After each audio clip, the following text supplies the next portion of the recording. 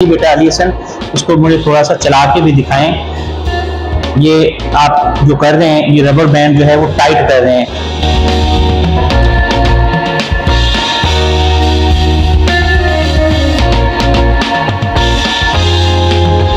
औज़ुबिल्लाहि मिनश्शैतानिर्रजीम, बिस्मिल्लाहिर्रहमानिर्रहीम, रब्बि ज़िदनी इल्मा।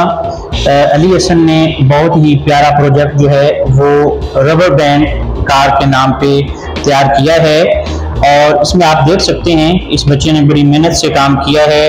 पहिए भी लगाए हैं इस गाड़ी को और इसके नीचे बार जो हैं वो पर्क का भी इस्तेमाल किया गया है और इसके साथ साथ ये रबर बैंड का इस्तेमाल मुकम्मल किया गया है। बहुत ही मेहनत नज़र आ रही बच्चे की। हाँ जी बेटा अली हसन, इसको मुझे थोड़ा सा चला के भी दिखाएं। ये आप जो कर रहे हैं, ये रबर बैंड जो है वो टाइट कर रहे हैं। इसका मतलब ये है कि आप जितना ज़्यादा टाइट करेंगे उतनी अच्छी स्पीड से ये गाड़ी जो है ना वो फ्लाई करेगी। ये उड़ने वाली कार है, रबर बैंड कार का नाम दिया है अली हसन ने इसको।